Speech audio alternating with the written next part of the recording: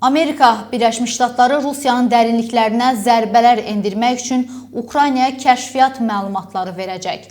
Amerika Birləşmiş Ştatları Rusiyanın enerji infrastrukturuna qarşı uzaq mənzilli raket zərbələri üçün Ukraynanı kəşfiyyat məlumatları ilə təmin edəcək. Bu barədə The Wall Street Journal Birləşmiş Ştatların rəsmilərinin bəyanatlarına istinadən bu məlumatı yayıb. Ölkə rəsmiləri NATO ölkələrini də analoji dəstək verməyə çağırırlar. Qəzetin adı açıqlanmayan mənbələrə istinadən verdiyi məlumata görə isə Ukraynaya əlavə kəşfiyyat məlumatı vermək icazəsi Trumpın sosial şəbəkədə Ukraynanın Rusiya tərəfindən işğal olunmuş bütün ərazilərini geri qaytara biləcəyindən bəhs edən mesajından bir qədər əvvəl verilib. Həmçinin bildirilib ki, Trump administrasiyası Kiyevin Moskvanın daxilində daha çox hədəfə zərbə endirməyə imkan verəcək silahlarla təmin etməyi də nəzərdən keçirir. Burada söhbət Tomahawk və Barajoda kimi qanadlı raketlərinin çatdırılmasına gedir ki, bununla bağlı hələ ki yekun bir qərar verilməyib.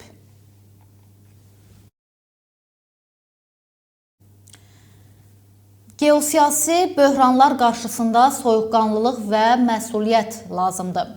Rusiyanın artan təxribatları iki məqsədə xidmət eləyir.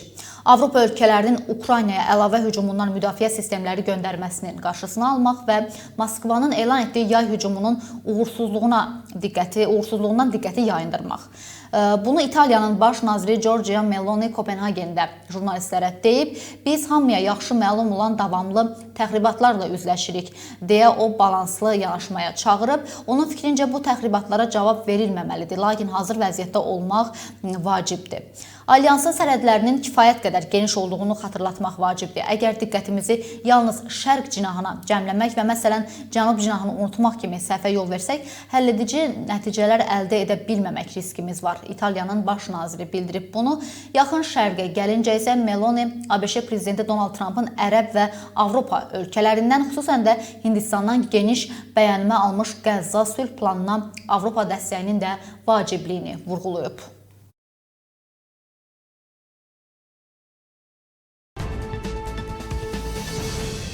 Əziz tamaşaçılarımız, növbəti xəbərlərə keçmədən öncə hal-hazırda canlı yayımıza qoşulanlardan xahiş edirik ki, mütləq yayımımızı bəyənin və öz dəyərli fikirlərinizi bizimlə bölüşün. Maksimum şəkildə də abunə olmağı unutmayın. Kimlər əgər abunə olmayıbsa hələ də mütləq abunə olsun və bildirişi də açıq qoya bilərsiniz. Beləliklə paylaşdığımız xəbərlərə daha tez şəkildə daxil olub izləyə bilərsiniz gündəmi. Hər birimizə yaxşı məlumdur ki, dünən tarixi anlar yaşadıq. Çempionlar Liqasında Qarabağ daha bir tarix yazdı. UEFA Çempionlar Liqasının əsas mərhələsində Kopenhagenlə qarşılaşan Qarabağ oyunu 2-0 hesablı heç-heçə ilə başa vurub və bu oyunun 28-ci dəqiqəsində Zubirin, 83-cü dəqiqəsində isə Adayinin zərbəsi ilə Qarabağ qələbə qazanmış kimi oyundan ayrılıb. Qarabağ 2-0 Kopenhageni məğlub eləyib və Prezident İlham Əliyev də Qarabağı Kopenhagen üzərindəki inamlı qələbə münasibəti ilə də təbrik edib və o paylaşımında belə bildirir ki, Danimarka çempionu Kopenhagen Futbol Klubu üzərində inamlı qələbə qazanması münasibəti ilə Qarabağ Futbol Klubunu, bütün Azərbaycan futbol ictimaiyyətini ürəkdən təbrik edirəm. Planetin ən güclü klub turnirinin əsas mərhələsində 2 oyunda 2 parlaq qələbə əldə edən Qarabağ dünya futbolunun nəhəngləri ilə ilk pillələri bölüşməklə xalqımızı qürurlandırmağa davam edir. Qeyd eləyək ki, dövlət başçısı bugün elə Danimarkanın paytaxtı Kopenhagenə işgüzar səfərə gedib. Az öncə də bu xəbəri verdik.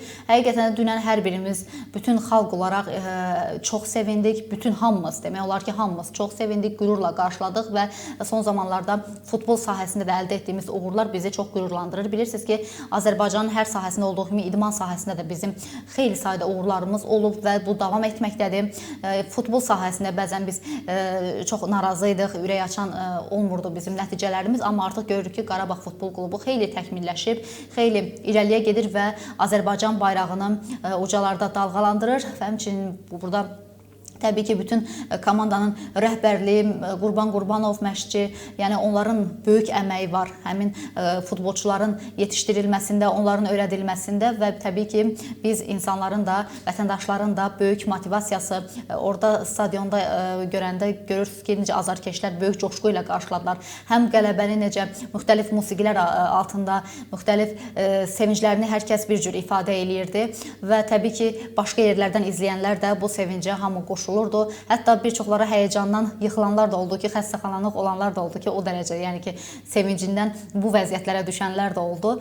Təbii ki, bu qədər də məsələn səhhətimizi də problem yaradacaq dərəcədə də hər şey etmək olmaz, amma bu o qədər sevindirici bir hadisədir ki, yəni ki, necə deyim, başına və hətta hadisələr belə gəldi. O dərəcədə qürurlu anlar yaşandı və davamlı olsun bu cür gözəl uğurları Qarabağın və biz də baxıb sevinək. Qarabağ adına onsuz da zəfər yaraşır. Qarabağ bizim üçün çox böyük, bu adın çox böyük bir önəmi var. Qarabağ biz işğaldan azad edilmiş torpaqlarımızı, Qarabağımızı 44 gün şanlı vətən müharibəsində, antiterror tədbirlərində biz böyük bu zəfərlərlə öz torpaqlarımızı əldə etdik və təbii ki, bu adı daşıyan Qarabağ Futbol Klubu da daim qələbələr qazanmalıdır. Bu ada layiq olduğunu hər zaman sübut etməlidir və sübut etməklə davam edir və inanırıq ki, bundan sonra da davam eləyəcək. Necə ki, döyüş meydanında biz qələbə qazandıq, onlar da idman meydanında, futbol meydanında bu qələbələri davam etdirəcəklər.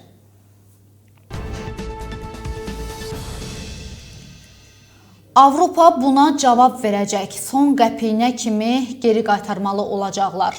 Slotski kimlərdən bəhs eləyir?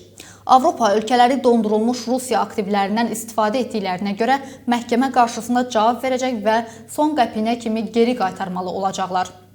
Bunu Rusiya Dövlət Dumasının Beynəlxalq Əlaqələr Komitəsinin sədri Leonid Slotski deyib. O vurğulayıb ki, bu addım Avropa ölkələrindən olan investorların etibarını itirməsinə gətirib çıxaracaq. Kapitalın xarici axını başlayıb, çətin ki, bu proses yaxın gələcəkdə bərpa oluna bilsin. Qeyd edək ki, bundan öncə Avropa Komissiyası Ukraynaya 4 milyard avroluq yeni tranş ayırıb. Bu məbləğ Rusiyanın dondurulmuş aktivlərindən ayrılıb deyə məlumatda bildirilir. Rusiyada benzin qıtlığı yarandı. Yanacaq doldurma məntəqələri artıq bağlanır. Rusiyanın yanacaq doldurma məntəqələrinin mənfəəti mənfidir və artıq bir sıra özəl yanacaq doldurma məntəqələri bağlanır. Bu barədə Rusiya Yanacaq İstehsalçıları İttifaqının Rusiyanın Baş nazirinin müavini Aleksandr Novaka ünvanladığı məktubda bildirib. Həmçinin məktub sentyabrın 30-da göndərilib. İttifaq benzin sektorunda iki əsas problemi vurğulayıb. Birincisi, birjada satılan benzinin istehsalı və satışının azalmasına görə topdan satış qiymətləri artıb, pərakəndə satış qiymətlərini isə bərabərləşdirir. Bəzi rayonlarda isə hətta ölüb deyə bildirilir. İkincisi isə satışa çıxarılan benzinin çatdırılmasında da gecikmələr yaranır.